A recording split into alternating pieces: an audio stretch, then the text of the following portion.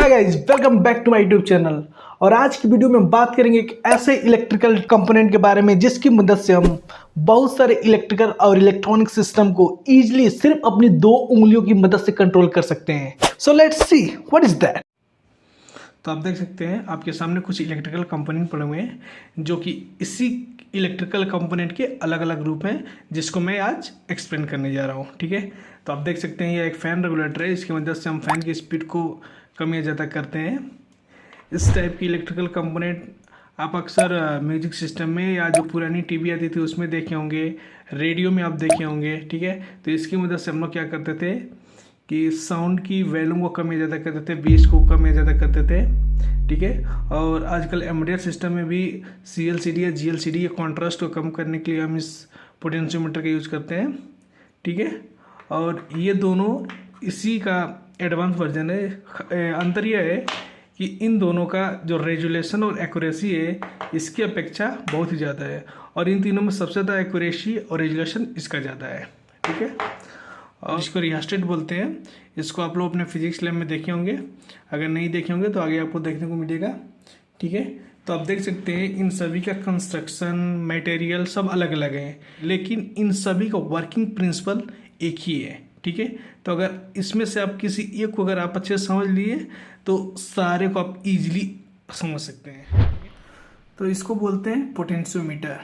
ठीक है, और इसको बोलते हैं रेगुलेटर, बट इसमें भी पोटेंशियोमीटर ही लगा रहता है। ठीक है, और इसको कुछ लोग बोलते हैं रिहास्टेट।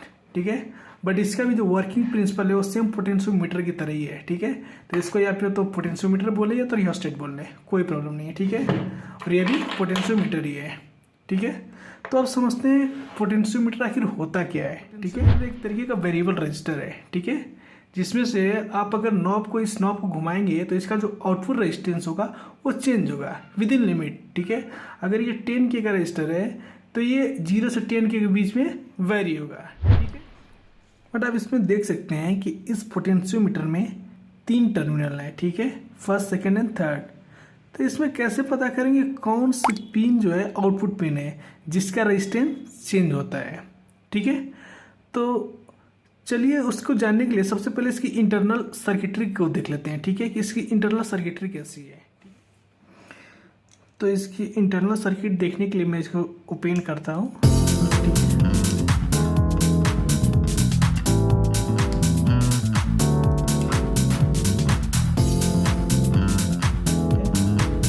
कवर को हटा लेते हैं।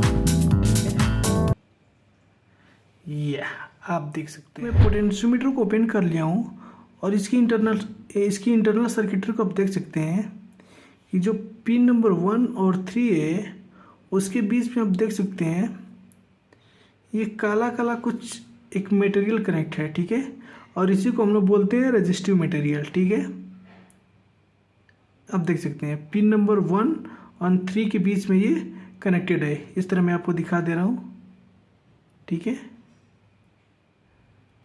देख सकते हैं। ठीक है, और उसके ऊपर आप देख सकते हैं ये जो एक मेटल है जो इस काले वाले मटेरियल को टच कर रहा है। ठीक है, तो इसको हम लोग बोलते हैं वाइपर। ठीक है, तो आप देख सकते हैं जैसे जैसे मैं नॉब को घुमा रहा हूँ वैसे वैसे इस वाइपर का पोजीशन भी इस रेजिस्टिव मटेरियल के ऊपर चेंज हो रहा है, और ये वाइपर हमारा पिन नंबर 2 से कनेक्ट है। तो ये पिन नंबर 2 का रेजिस्टेंस पिन नंबर 1 और पिन नंबर 3 के साथ चेंज होगा, यानी कि वेरी होगा। ठीक है, अगर आप पिन नंबर 1 को और पिन नंबर 2 को कनेक्ट करेंगे और इस नॉब को रोटेट करेंगे तो इन दोनों के बीच का रेजिस्टेंस चेंज होगा। सेम उसी प्रकार आप पिन नंबर 2 और पिन नंबर 3 के बीच का रेजिस्टेंस चेक करेंगे तो जैसे जैसे आप नॉब को घुमाएंगे इन दोनों पिन के बीच का रेजिस्टेंस भी चेंज होगा। ठीक है, तो चलिए हम इसको प्रैक्टिकली देखते हैं कि चेंज होता है। पिन 1 और पिन 2 को कनेक्ट किया हूँ पहले। ठीक है, अब मैं इसको रोटेट कर रहा हूँ। अब मल्टीमीटर में देख सकते हैं इसकी वैल्यू भी वेरी हो रही है। ठीक है, इसी तरह पिन 2 और पिन 3 के बीच का रेजिस्टेंस चेक करते हैं कि चेंज होता है कि नहीं। तो हम नॉब को घुमाते जाते हैं। देखिए जैसे मैं रोटेट कर रहा हूँ रेजिस्टेंस की वैल्यू चेंज हो रही है। सी करेंगे पिन 1 और पिन 3 के बीच का रेजिस्टेंस और उसको वेरी कराने की कोशिश करेंगे। ठीक है, पिन 1 और पिन 3 को मैं कनेक्ट किया हूँ। ठीक है, अब उसके बाद मैं इसको नॉब को घुमा रहा हूँ। इन दोनों पिन का रेजिस्टेंस कांस्टेंट है और चेंज नहीं हो रहा है। ठीक है, इसको मैं थ्योरी के माध्यम से आपको समझाता हूँ कि क्यों नहीं चेंज हो रहा है। ठीक है, तो अभी कुछ देर पहले हम लोगों ने पोटेंशियोमीटर की इंटरनल सर्किटरी को देखा, तो वो कुछ इस प्रकार का था। ठीक है, 1 और पिन 3 के बीच में एक रेजिस्टिव मटेरियल कनेक्टेड था। ठीक है, रेजिस्टिव मटेरियल। ठीक है, और उसके ऊपर आप लोगों ने देखा था कि एक मेटल जो है इस मेटल को टच कर रहा था। ठीक है, तो इसको बोलते हैं हम लोग वाइपर। ओके, सो और ये जो वाइपर है वो क्लॉकवाइज डायरेक्शन और एंटी क्लॉकवाइज डायरेक्शन, दोनों डायरेक्शन में इजीली मूव कर सकता है। ठीक, तो अगर हम लोग इसके इलेक्ट्रिकल सर्किट के बारे में बात करें तो इसकी इलेक्ट्रिकल सर्किट कुछ इस तरीके की बनेगी। ठीक है, और यह वेरिएबल रजिस्टर का सिंबल भी है। ठीक है, सो अब आते हैं पोटेंशियोमीटर पर। तो पोटेंशियोमीटर में ये फर्स्ट टर्मिनल और ये थर्ड टर्मिनल, इन्हीं दोनों के बीच में रजिस्टर कनेक्टेड था ना। आप देख सकते हैं यहाँ पर इन्हीं दोनों टर्मिनल के बीच में रजिस्टिव मटेरियल कनेक्टेड है। ठीक है, तो यहाँ पर आप देख सकते हैं पिन 1 और पिन 3 के बीच में यह जो मटेरियल है यह एक फिक्स रजिस्टर की तरह बिहेव कर रहा है और इसीलिए पिन 1 और पिन 3 के बीच में रेजिस्टेंस चेंज नहीं हुआ था। ठीक है, तो इन दोनों के बीच का रेजिस्टेंस वही होगा जो पोटेंशियोमीटर के ऊपर अंकित है या पोटेंशियोमीटर की जो वैल्यू है। तो जो हम लोगों ने पोटेंशियोमीटर यूज किया था उसकी वैल्यू 10 की थी। ठीक है, आप देख सकते हैं 10 के। ठीक है, तो इसकी वैल्यू जो हो जाएगी 10 के विथ टॉलरेंस। ठीक है, प्लस माइनस टॉलरेंस।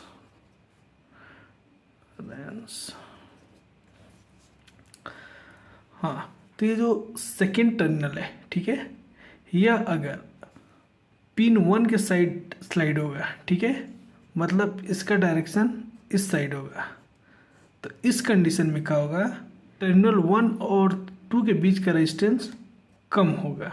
ठीक है, और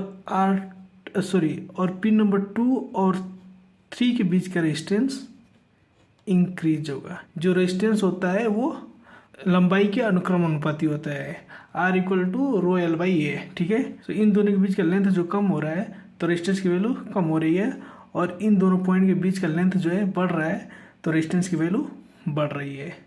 सेम उसी प्रकार से अगर ये टर्मिनल 2 पिन 3 के साइड स्लाइड होगा तो इस कंडीशन में R23 की वैल्यू डिक्रीज होगी और R12 की वैल्यू इंक्रीज होगी। करेक्ट, जैसा कि हम लोगों ने देखा था। आपके सामने दो सर्किट दी गई है, एक है वोल्टेज डिवाइडर की सर्किट और दूसरा है पोटेंशियोमीटर की सर्किट। ठीक है, सो वोल्टेज डिवाइडर सर्किट में देख सकते हैं 0.1 और 0.3 के बीच में इनपुट वोल्टेज है और 0.2 और 0.3 के बीच में आउटपुट वोल्टेज है। ठीक है, और R1 और R2 सीरीज में कनेक्टेड है। सेम उसी प्रकार अब आप यहाँ देखें पोटेंशियोमीटर की सर्किट, तो यहाँ पर आप देख सकते हैं कि टर्मिनल 1 और टर्मिनल 3 के बीच में मैं एक इनपुट वोल्टेज दिया हूँ और टर्मिनल 2 और टर्मिनल 3 के बीच से मैं एक आउटपुट वोल्टेज दे रहा हूँ। ठीक है, तो आप इन दोनों में देखकर प्ले बताइए कि दोनों में सिमिलरिटी क्या है। ठीक है, तो आप देख सकते हैं जो टर्मिनल 2 है वो इस रजिस्टर को दो रजिस्टर में डिवाइड कर रहा है। ठीक है, R12 एंड R23। तो अगर आप देखें तो ये जो पोटेंशियोमीटर है सेम एक वोल्टेज डिवाइडर सर्किट की तरह बिहेव कर रहा है कि नहीं कर रहा है। वोल्टेज डिवाइडर सर्किट क्या करता है कि जो इनपुट वोल्टेज होता है उसको दो वोल्टेज में डिवाइड करता है, पहला VR1 और दूसरा VR2। सेम उसी प्रकार इसमें भी देखें तो जो इनपुट वोल्टेज है वो दो वोल्टेज में डिवाइड हो रहा है, पहला VR12 और दूसरा VR23। ठीक है, तो VR23 को हम लोग एज ए आउटपुट वोल्टेज ले रहे हैं। ठीक है, यह कह सकते हैं जो पोटेंशियोमीटर है वो एक तरीके से वोल्टेज डिवाइडर सर्किट की तरह वर्क करता है, ठीक है। बस अंतर क्या है कि यहाँ पर जो R1 और R2 की वैल्यू है वो अभी फिक्स किए हैं, ठीक है। तो यहाँ पर जो वोल्टेज आएगा वो फिक्स आएगा, और यहाँ पर इस पॉइंट को जैसे जैसे हम वेरी करेंगे हमारा ये रेजिस्टेंस चेंज होगा R23 और R12, और उसी के रिस्पेक्ट में जो आउटपुट वोल्टेज आएगा वो भी कम या ज़्यादा होगा। सो हम यह कह सकते हैं कि पोटेंशियोमीटर एक वेरिएबल रजिस्टर है जो एंगुलर डिस्प्लेसमेंट को या लीनियर डिस्प्लेसमेंट को वोल्टेज में कन्वर्ट करता है, ठीक है। So potentiometer is a variable resistor which convert angular और linear displacement into voltage according to your input voltage. अगर ऐसा नहीं है कि अगर 5 वोल्टेज दे रहे हैं या 10 वोल्टेज दे रहे हैं इनपुट वोल्टेज, तो आउटपुट वोल्टेज भी सेम ही आएगा। दोनों इनपुट वोल्टेज के लिए डिफरेंट आउटपुट वोल्टेज आएगा सेम डिस्प्लेसमेंट पर, ठीक है। तो हम देखेंगे कि कैसे पोटेंशियोमीटर एंगुलर डिस्प्लेसमेंट को वोल्टेज में कन्वर्ट कर रहा है, ठीक है। तो मैं इनपुट वोल्टेज के लिए 12 वोल्ट पावर सप्लाई का यूज़ कर रहा हूँ, ठीक है।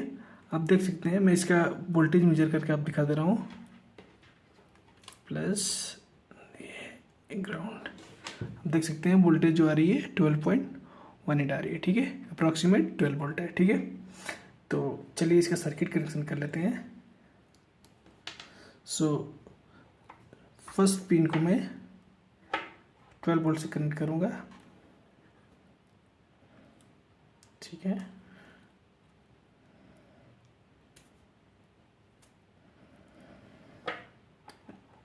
सेकेंड पिन जो है वो as a output voltage work करेगी, तो उसको मैं मल्टीमीटर के पॉजिटिव वाले प्रोब से कनेक्ट कर दे रहा हूँ, ठीक है। और जो थर्ड पिन है, थर्ड वाला, इसको मैं ग्राउंड से कनेक्ट कर दे रहा हूँ, ठीक है। सर्किट डायग्राम आपको स्क्रीन पर देखने को मिल जाएगा। उसके बाद मैं मल्टीमीटर के ब्लैक प्रोब को यानी कि निगेटिव प्रोब को ग्राउंड से कनेक्ट कर दूँगा, ठीक है। तो आप देख सकते हैं कुछ वोल्टेज आ रहा है, आउटपुट वोल्टेज 5.96 और 95। सो अब मैं क्या करूँगा कि इस नॉब को मैं रोटेट करूँगा, ठीक है। सी तो आप देख सकते हैं मैं इसको एंटी क्लॉकवाइज मूव कर रहा हूँ, तो इसका वोल्टेज बढ़ रहा है, और जब मैं क्लॉकवाइज मूव कर रहा हूँ या रोटेट कर रहा हूँ तो इसका वोल्टेज घट रहा है, ठीक है। अगर आप ये चाहते हैं कि नहीं मैं क्लॉकवाइज मूव करूँ तो वोल्टेज बढ़े, तो आपको कुछ नहीं करना है। जो फर्स्ट और थर्ड टर्मिनल है इन दोनों को आप स्वेप कर दीजिए पावर सप्लाई से, ठीक है। चलिए हम इन दोनों पिन को स्वेप करते हैं और देखते हैं क्या होता है, ठीक है। सो पिन 1, पिन 3 को मैं स्वेप कर दूंगा। तो पिन 1 को मैं ग्राउंड के साथ कनेक्ट कर दूंगा, 3 को पॉजिटिव के साथ, ठीक है। और ग्राउंड को मैं मल्टीमीटर के ब्लैक प्रोब से कनेक्ट करूंगा, ठीक है। और जो output voltage as it is रहेगा, ठीक है। तो आप देख सकते हैं जब मैं एंटी क्लॉकवाइज घुमा रहा हूँ तो वोल्टेज घट रहा है, देख सकते हैं। और जब क्लॉकवाइज घुमा रहा हूँ तो वोल्टेज बढ़ रहा है। अभी जो मैं आउटपुट वोल्टेज ले रहा हूँ वो पिन नंबर फर्स्ट और पिन नंबर सेकेंड के बीच में ले रहा हूँ। अब मैं क्या करूँगा कि पिन नंबर 2 और पिन नंबर 3 का आउटपुट वोल्टेज देखूँगा कि इसका क्या वोल्टेज आता है, ठीक है। तो मैं जस्ट इस प्रोब को स्वेप करके यहाँ कनेक्ट कर देता हूँ, ठीक है। तो आप देख सकते हैं कि जो भी हमारा वोल्टेज आ रहा है वो माइनस में आ रहा है, ठीक है। क्लॉकवाइज घुमाने पर ये वोल्टेज बढ़ रहा है लेकिन माइनस में। सो मैं आप लोगों को पोटेंशियोमीटर का एक एप्लीकेशन भी दिखा देता हूँ, ठीक है। सो इस एप्लीकेशन में क्या कर रहा हूँ कि एक 12 वोल्ट की एलईडी है, इसकी ब्राइटनेस को मैं इस पोटेंशियोमीटर की मदद से कम ज़्यादा करके दिखाऊंगा, ठीक है। तो सर्किट डायग्राम आपको स्क्रीन पर देखने को मिल जाएगा, कैसे मैं इस एलईडी को इस पोटेंशियोमीटर के साथ और पावर सप्लाई के साथ कनेक्ट किया हूँ। ठीक है, और पैरेलली आप वोल्टेज भी देख सकते हैं कितना आउटपुट वोल्टेज आ रहा है। ठीक है, तो चलिए मैं वोल्टेज को इंक्रीज करता हूँ।